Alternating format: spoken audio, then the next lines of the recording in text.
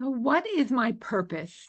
Might be one of the most perplexing questions we can ever face.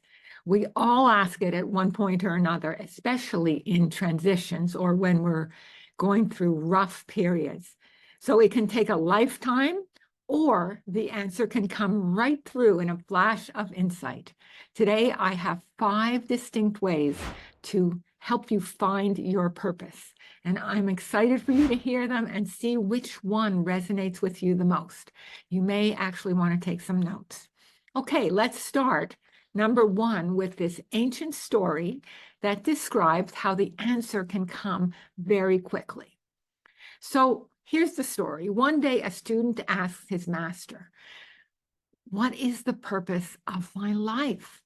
She pauses for a moment and looks directly into the student's eyes. She answers, "Only you can find that. But knowing your purpose is not found in your mind, but rather in your heart." She then poses a question. If you knew right now that you were going to die tomorrow, what would you most regret that you had not accomplished? He thought about it and responded that he would regret not making peace with his family and not creating his own center for learning. The master smiled and said, "Aha, see, you've discovered it for yourself. Now it's up to you to go and make these your reality." So on some level, he knew it all along because he was able to get it so quickly, but it took the right question for him to access his own information. So that's the first one. The second one is a more direct way of finding out your purpose, and that's through these 2 questions. The first one is, what makes me feel most alive and happy? When hours feel like minutes, could be anything: music, design, connecting with people, teaching, fixing something, being in nature, solving a math problem, whatever. These are just a few. But the point is, what makes me feel most alive? The second question is the exact opposite. What breaks my heart to hear about? Is there a cause or an injustice that touches you so deeply that you feel driven to do something about it? This is where the saying "from pain to passion" comes in. Your pain actually gives rise to your passion. You want to help. So when I was worried about my children's stress and anxiety, that actually led to creating Project Happiness. So that's just a small example. I'm Randy Taran, and this channel is all about becoming happier as we change, getting stronger from the inside out, and how to create a life you love. Subscribe so you don't miss a topic that would give you energy, strategies, maybe a new perspective. And do share this with anyone who could use this information too. So let's move on to 3. The third way of finding your purpose is something the Japanese have called ikigai, which means a reason to live, a reason for being. And that asks you 4 questions. What you love, your passion. What the world needs, your mission. What you're good at, your vocation. And what you can get paid for, your profession. So these are put together in a Venn diagram, and you can see a picture here. At the center of all of these, where they intersect, is your ikigai. And you can look at it and say, what you're good at and what you love is your passion. What you love and what the world needs is your mission. What you're good at and what you get paid for is your profession. And when what you get paid for meets what the world needs, that's your vocation. It's actually a very interesting way to look at it. Jumping to the 4th way to find your purpose and your passion, that comes from a TED Talk by Adam Lipsick, who says you can get your life purpose in 5 minutes. So by asking these questions. Number 1, who are you? Your name, whatever. What do you love to do? So that's what's the one thing that you feel qualified to share with other people and you enjoy it too. What do you love to do? The third thing is, who do you do it for? What are the people that respond to this? And the fourth thing is, what do those people want and need that they come to you for that? So it could be like people are dealing with whatever that might be. And that's what they want and need help with.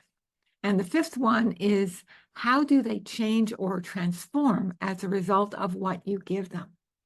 Interesting, right?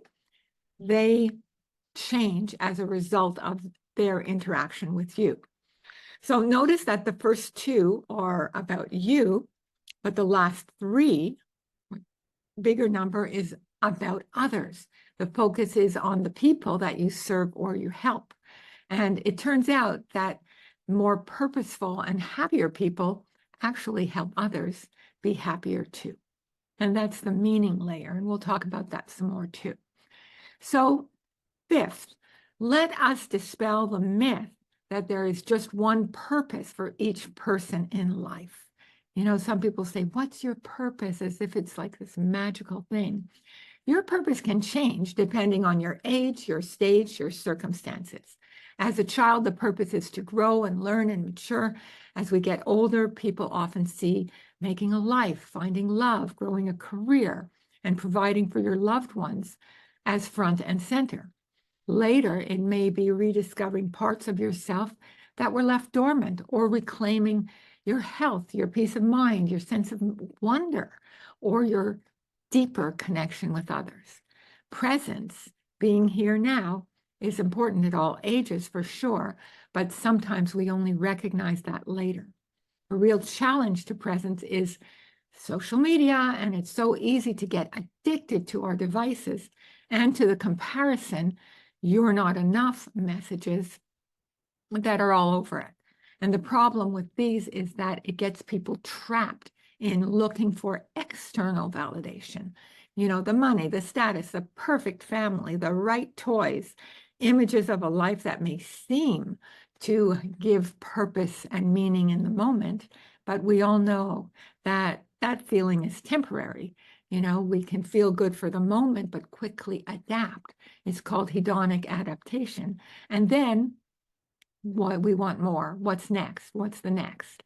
You know, so what if purpose was an internal state of feeling of connection with your deepest self, being at peace, aligned with your values, your character, your beliefs, and for it all to have meaning, it generally is not only about you, it includes others too.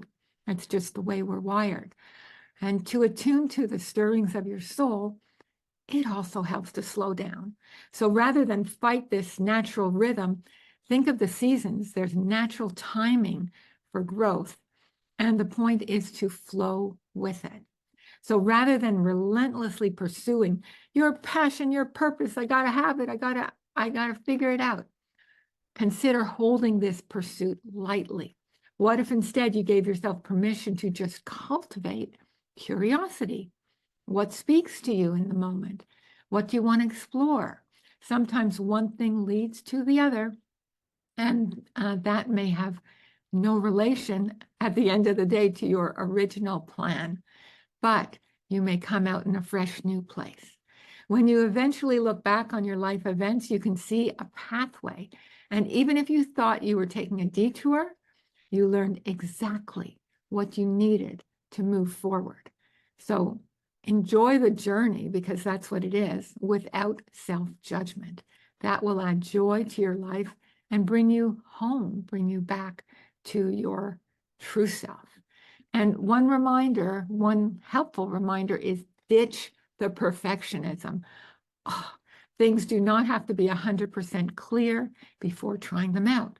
Think of purpose not just as a mental exercise to figure things out. I got to figure it all out.